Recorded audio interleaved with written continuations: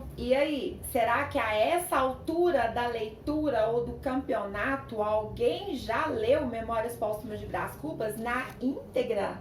Eu espero que sim, porque tudo que eu estou fazendo aqui para que vocês tenham a curiosidade de ir lá e pegar Memórias Póstumas de Brás Cubas e começar a leitura.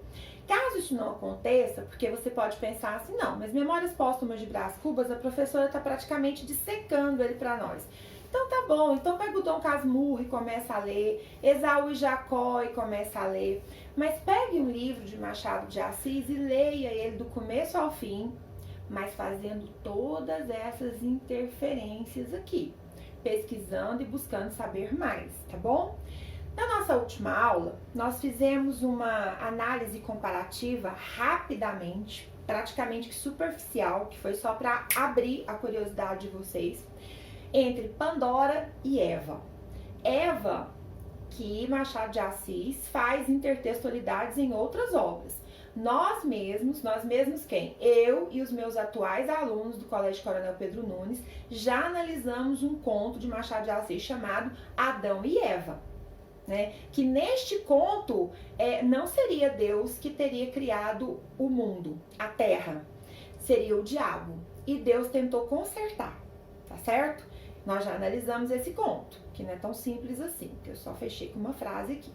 Se na nossa última aula nós falamos de Pandora e de Eva, que de acordo com culturas diferentes teriam sido as primeiras mulheres a habitarem a terra, que tal agora a gente fazer uma videoaula pequenininha, eu tentando pelo menos abrir a curiosidade de vocês para as personagens femininas que aparecem neste livro Memórias Póstumas de Brás Cubas.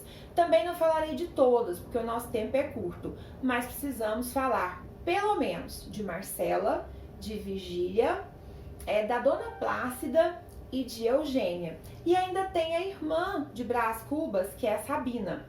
Vamos falar pelo menos um pouquinho de cada uma dessas senhoras e senhoritas que nós temos nesta obra. A primeira, lógico, tem que ser Marcela. Por que a Marcela? Porque a Marcela é o primeiro amor da vida de Brás Cubas.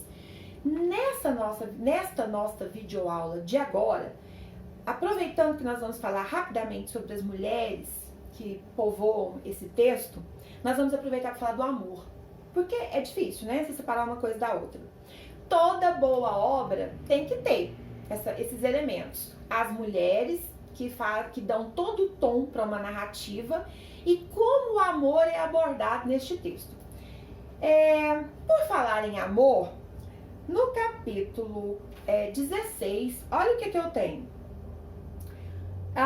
Cuido haver dito no capítulo 14, olha só a metalinguagem, né? O Brás Cubas dizendo isso aqui, né? Cuido haver dito no capítulo 14, olha só a metalinguagem, texto falando do texto, que Marcela morria de amores pelo Xavier. Não morria, vivia. Viver não é a mesma coisa que morrer. Assim o afirmam todos os joalheiros desse mundo. Gente, o Xavier foi um amante que a Marcela teve antes de Brás Cubas. Eu estou falando amante porque a Marcela, ela tinha namorados, mas eram namorados que lhe davam presentes valiosos. E o Brás Cubas, ainda muito jovem, se encantou pela maturidade, pela sedução que a Marcela passava para todos os homens. E o Brás Cubas se sentiu totalmente encantado pela Marcela. E Marcela amou o Brás Cubas, amou o Brás Cubas durante 15 meses e 11 contos de réis. Deu para entender agora de que tipo de amor a gente está falando? Marcela é aquele amor interesseiro. Marcela ficava, né, que é uma palavra muito usada ultimamente, com os homens o tempo e no valor dos presentes que ela ganhava, tá? Quando o pai do Brás Cubas descobriu o quanto ele estava gastando dinheiro com joias para Marcela, rapidamente tratou de mandá-lo estudar em Portugal, em Coimbra. Aí não ficou aqui no Brasil. E ele partiu, tadinho, com o coração partido. Mas Marcela continuou com seus amados, ou amantes. Então vocês já viram como é que o amor, né? E nós vamos ver com a Virgília agora. É só interessante eu lembrar para vocês, para quem estiver lendo o livro, para quem for ler o livro, porque de fato eu não gostaria de estar falando para quem não vai ler o livro, que o Brás Cubas vai reencontrar a Marcela muitos anos depois. Aí a Marcela vai estar numa vendinha revendendo aquelas suas joias do passado que ela havia ganho, totalmente desfigurada, porque ela vai sofrer do mal da varíola, que atacou a sociedade brasileira, assim como a febre amarela, tuberculose, várias outras epidemias que surgiram no Brasil nesse século XIX, tá? Bom, nós vamos ter nesse período ainda, antes de passar para Virgília, como eu disse, o Brás Cubas ele vai estudar fora. Quando ele estuda, ele vai fazer a faculdade de Direito em Portugal. Depois que termina a faculdade, ele não quer voltar não, né? Ele quer aproveitar a vida na Europa. Ele só volta porque ele recebe uma carta do pai dizendo que a mãe está muito doente e precisa vê-lo como uma despedida, é o que a gente entende, porque logo após ela vai vir a falecer. É muito interessante, lá no início das nossas análises, o Brás Cubas, ele resolve até dar um salto no período da escola, né? Aqui também, quando ele vai falar do período que ele ficou na universidade, em Portugal, ele não fala dos estudos, ele só fala dos amores, entre aspas. Ele só vai falar dos passeios e das saídas com seus colegas de faculdade. E no dia da formatura, como ele é sarcástico. Desde o início, como eu disse para vocês, ele mesmo ri de si mesmo, ele mesmo faz essa autocrítica.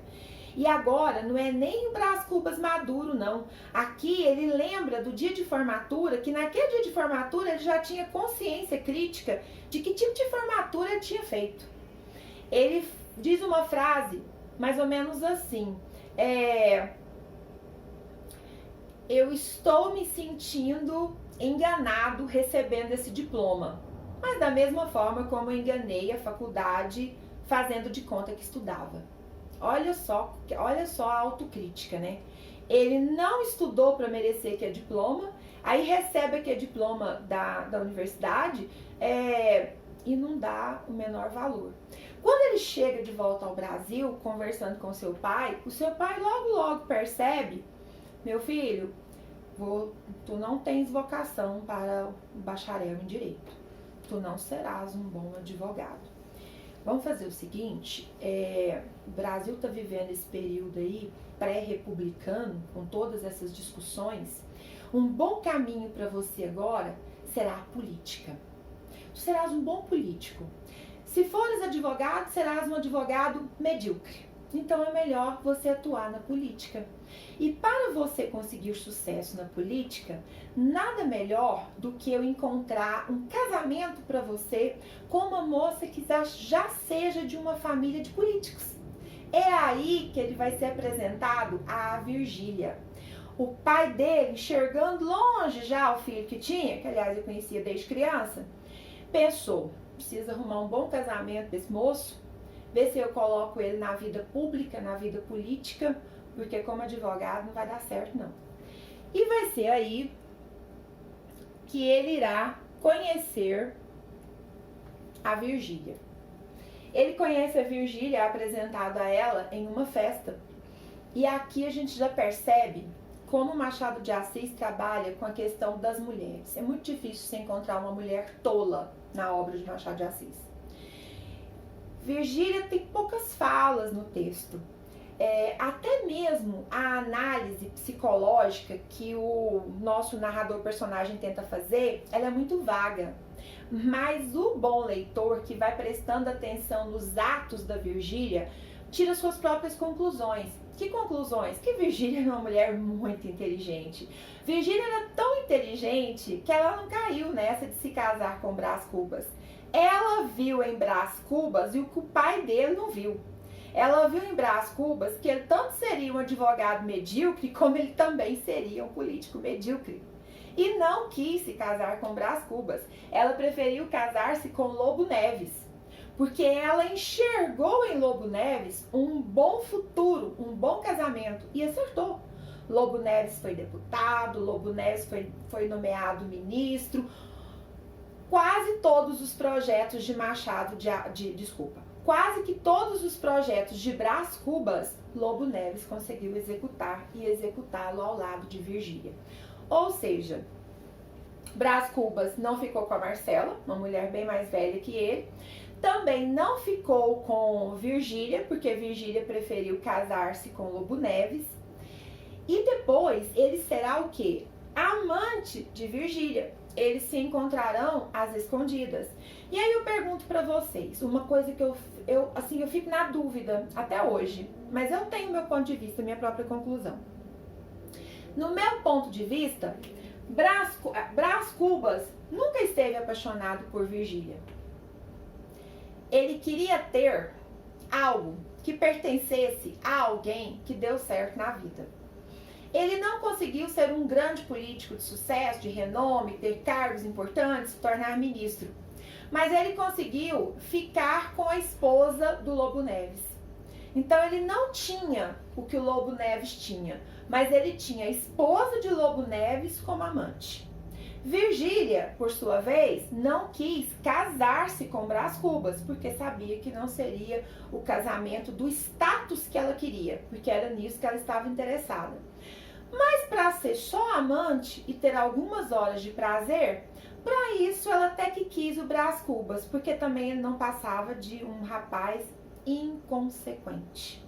Até aí tudo bem, tá? Nós continuamos no próximo vídeo para falarmos de mais duas personagens femininas muito interessantes aqui nas Memórias de Brás Cubas. Até a próxima!